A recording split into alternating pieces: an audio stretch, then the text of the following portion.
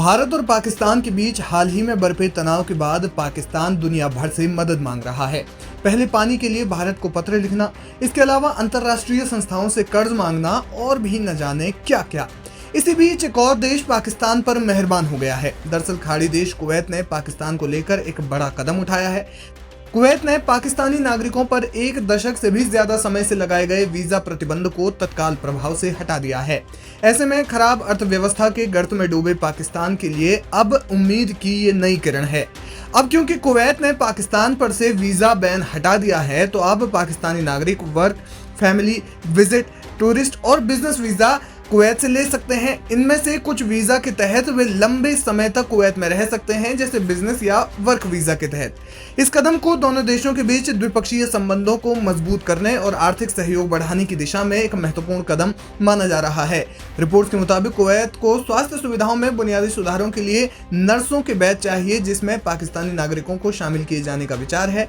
Kuwait ने 1200 पाकिस्तानी नर्सों को नियुक्त करने के लिए योजना बनाई है, जिसके लिए वीजा प्रक्रिया को आसान किया गया है।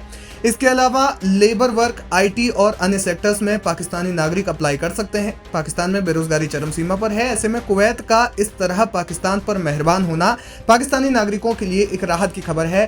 साथ ही पाकिस्तान के लिए यह आर्थिक सहयोग को बढ़ावा देने वाला साबित हो सकता है।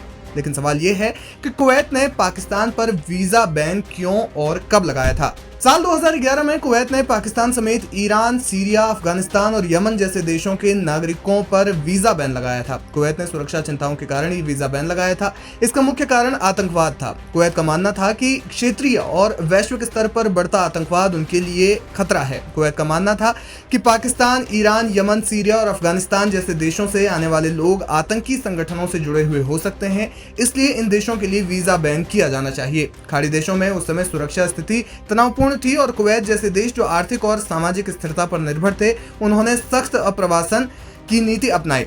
इसके अलावा कुवैत के अंदर भी उस समय बहुत कुछ चल रहा था। इसमें विदेशी कामगारों और स्थानीय आबादी के बीच एक संतुलन की स्थिति को बनाए रखना सबसे बड़ी मांग थी। इस वजह से सरकार पर दबाव बढ़ रहा था।